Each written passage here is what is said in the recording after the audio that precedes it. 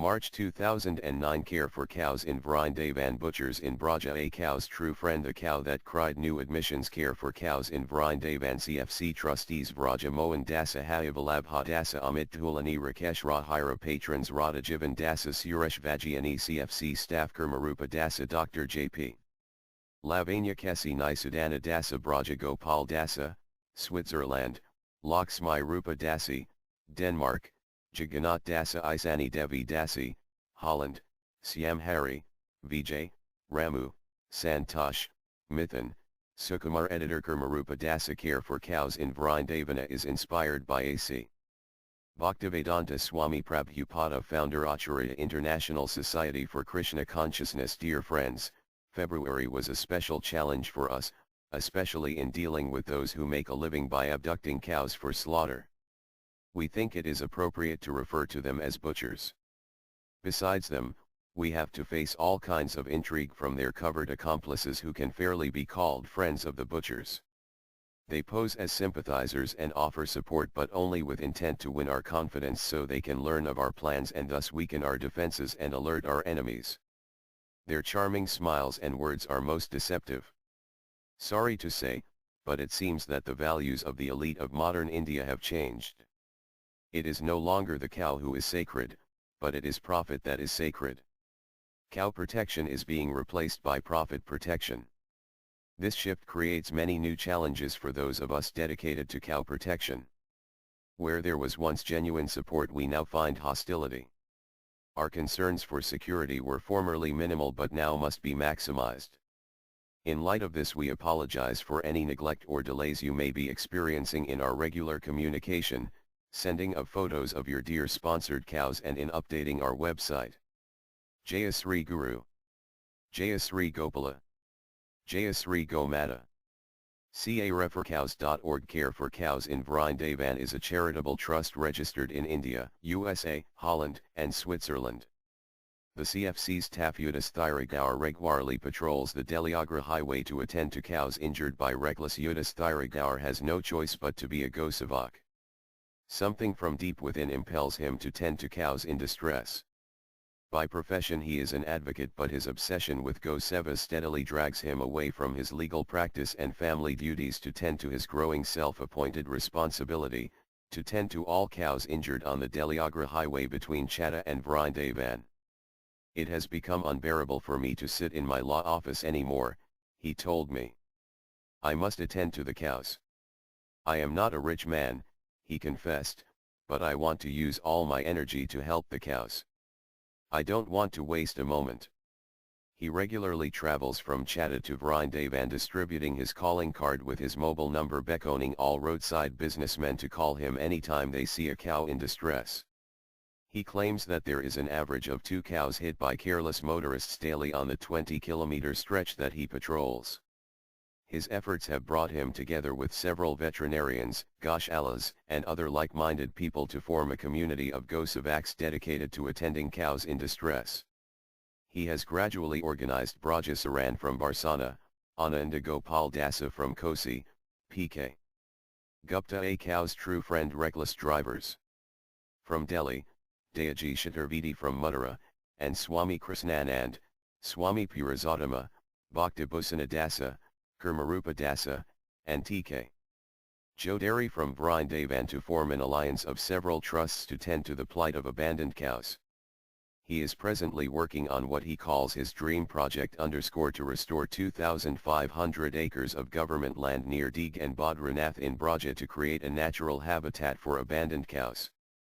He wants them to be able to wander and graze freely, eating their chosen a 3-acre ashrama which has been donated to Bhaktabhusana Dasa, overlooking the 2,500 acres which Yudas Thirigaur and the secluded hermitage of Syama Baba, which hosts herbs away from the malignant cancer of greed choking Braja Mandala today. His plans are to drill wells to provide plenty of water for the 1,000 cows he hopes to bring there to live among the nilgai, deer, and peacocks that grace the area. His hopes to plant trees, shrubs, and grasses all over the hills, and in this way provide abandoned cows with their natural birthright. Care for Cows is among the several trusts and individuals who pledge to help him achieve his dream. Dasa, from where he will coordinate the protection of the arriving cows. Ananda Gopal Dasa plan to restore for hosting 1,000 cows. Large dry kund which we plan to fill with fresh water. The cow that cried, an excerpt from Critical Problems and Their Compassionate Solutions by Ajahn Brahm. I arrived early to my meditation class in a low-security prison. A criminal whom I had never seen before was waiting to speak with me. He was a giant of a man with bushy hair, beard, and tattooed arms.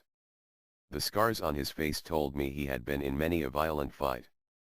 He looked so fearsome that I wondered why he was coming to learn meditation. He wasn't the type. I was wrong, of course. He told me that something had happened a few days before that spooked the hell out of him. As he started speaking, I picked up his thick Ulster accent. To give me some background, he told me that he had grown up in the violent streets of Belfast. His first stabbing was when he was 7 years old. The school bully had demanded the money he had for his lunch. He said no.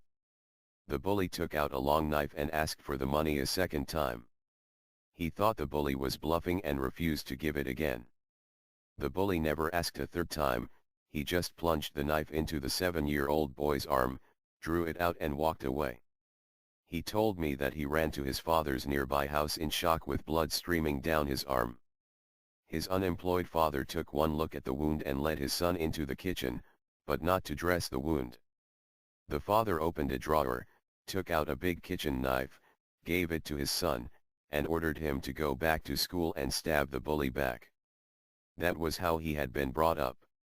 If he hadn't grown up to be so big and strong, he would have long been dead.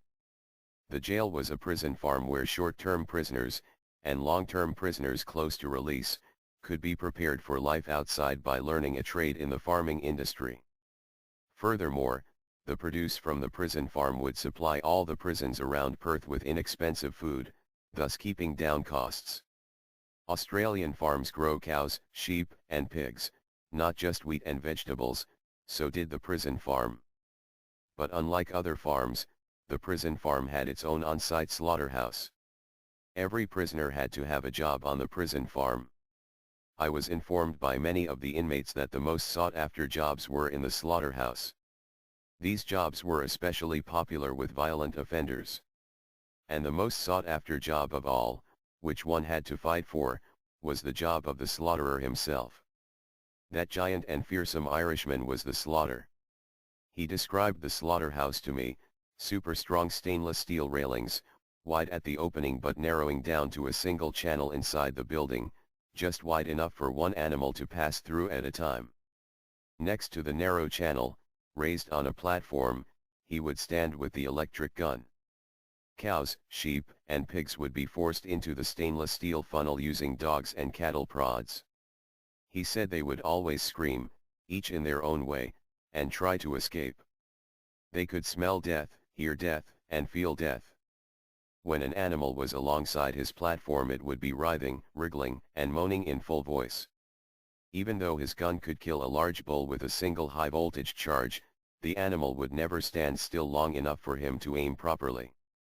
So it was one shot to stun, next shot to kill.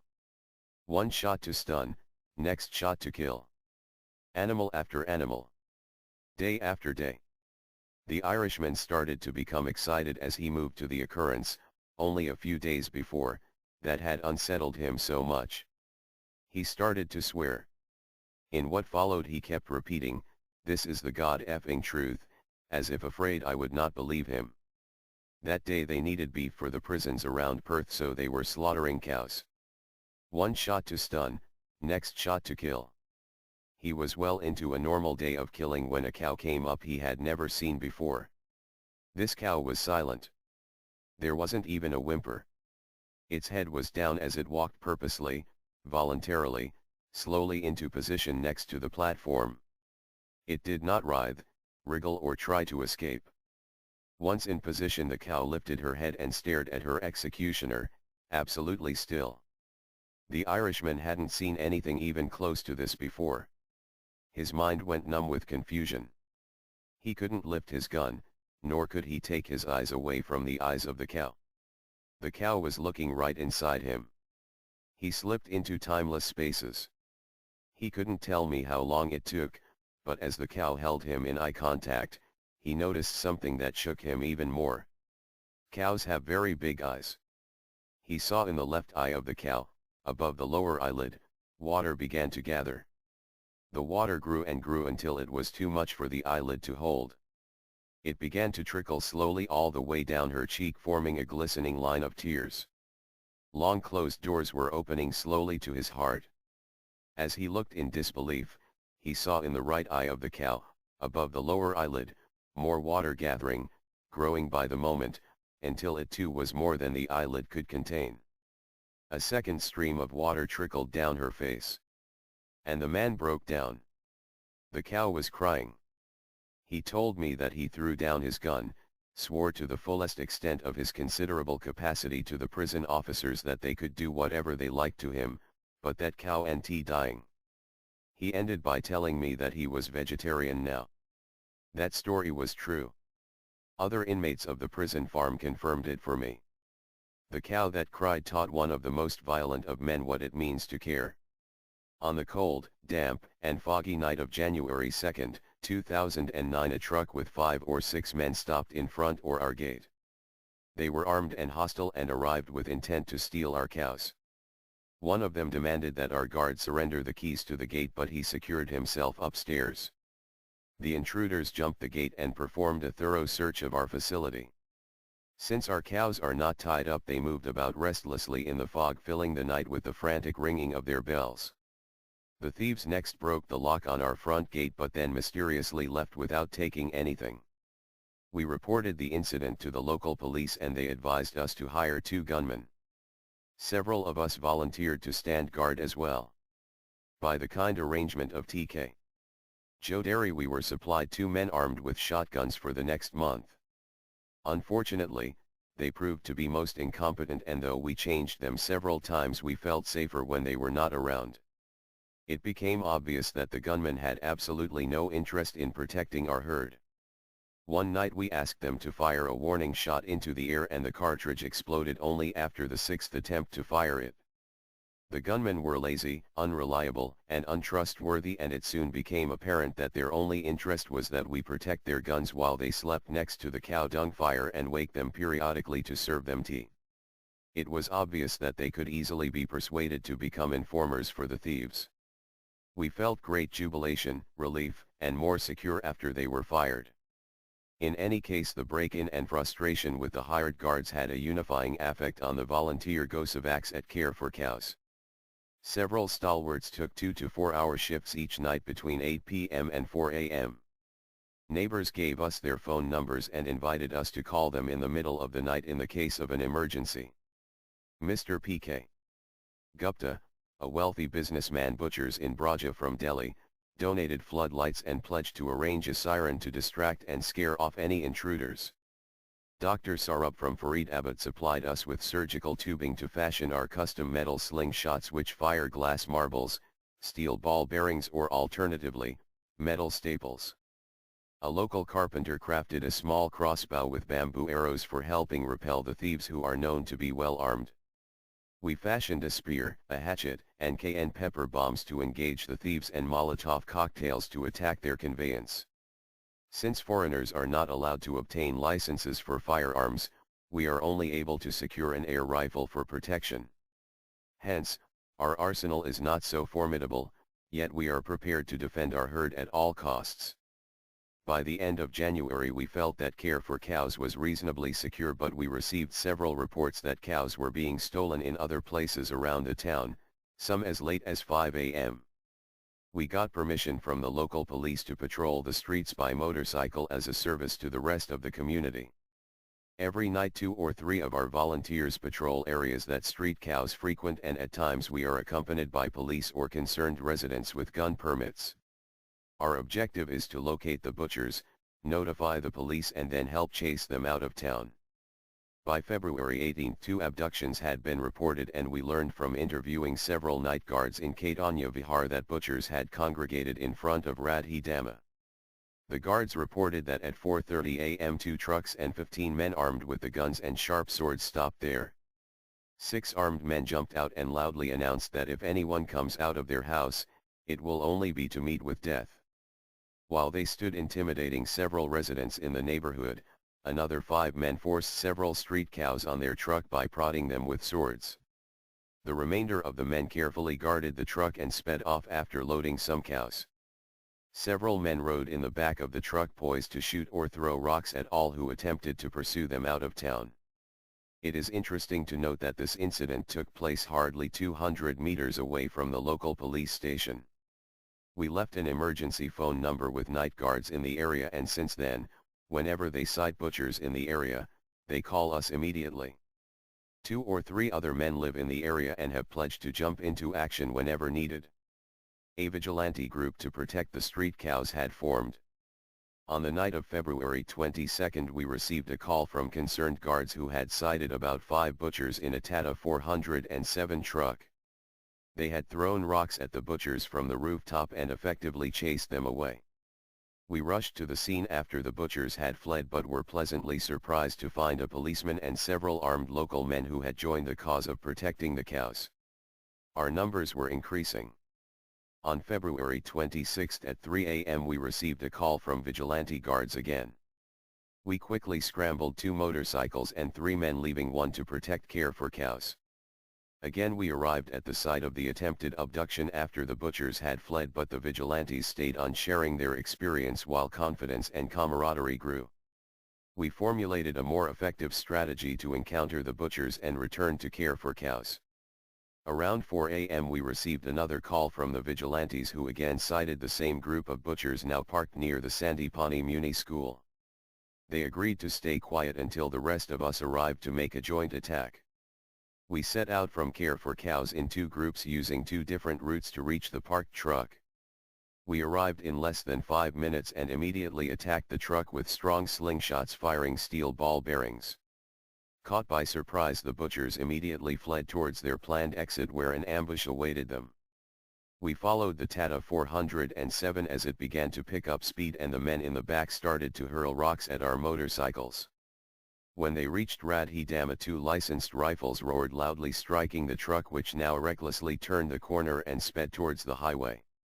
We followed them from a distance, but then returned to the site where the other vigilantes eagerly awaited to hear our report. Special thanks to all who stand by ready to back up our efforts to rid Brindavan of these foul menaces. Special thanks to Jagannath Dasa, who trained others in judo, to Brajagopala and Akhil, who stand watch and organize the Vigilante guards, to Dr. Saurabh, a cardiologist who several times joined our nightly guard duty, to Devaki Kumar and Mukunda for joining us whenever called upon, and thanks to Param Dasa for his readiness to come and join us at the short notice whenever needed. It is most unfortunate that cow protection today in Krishna's holy land means that one has to risk his life to keep them from being abducted for slaughter. Owing to the greed instilled by the mass media, India is turning away from its culture and, according to one reliable report, proudly stands ahead of the USA in beef exports. Included in our email notice are several links that will shed some light on the true extent of suffering that the holy cows are faced with in India as the government turns a blind eye to their plight. I am suffering from an injured pelvis and am not able to stand up at present. They have put me in a sand pen for those of us who have to sit most of the day. Here we are well fed and attended to, and I think that within a month I may be able to stand and walk again. Wish me luck. New admissions. I arrived with a broken front leg which has been cast and is presently mending. The doctor said I should get plenty of rest, eat heartily and just take it easy for a month. While following these orders, I got adopted by Nadia Dasi from Switzerland, who named me Syamagauri. I must say, she is crazy about me. I had been living on the street for at least a year and must say it was not easy. I found out that Care for Cows had a feeder outside their gate for cows and bulls they could not admit due to overcrowding. I hung around there for a few days and then just muscled my way in. When they tried to shoo me out, I lowered my head threateningly and snorted. They backed off easy enough. I dare anyone to try to move me out of here. At left you see the Care for Cows medical staff picking about 200 maggots out of my rotten hooves.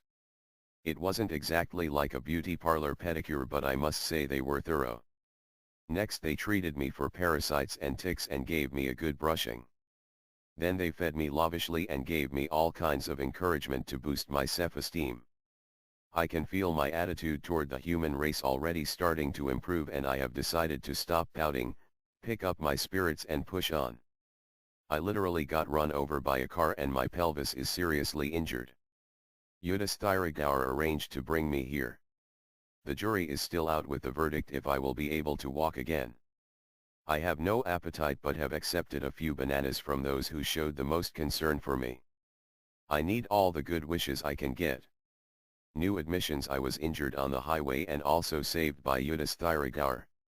My foot was just a mess and I couldn't tell if the people loading me on the truck were friends or foes. My experience is that people are pretty heartless, so I put up quite a fuss and managed to seriously bruise one of the cowherd men. It wasn't until the next day that I realized they were trying to help me.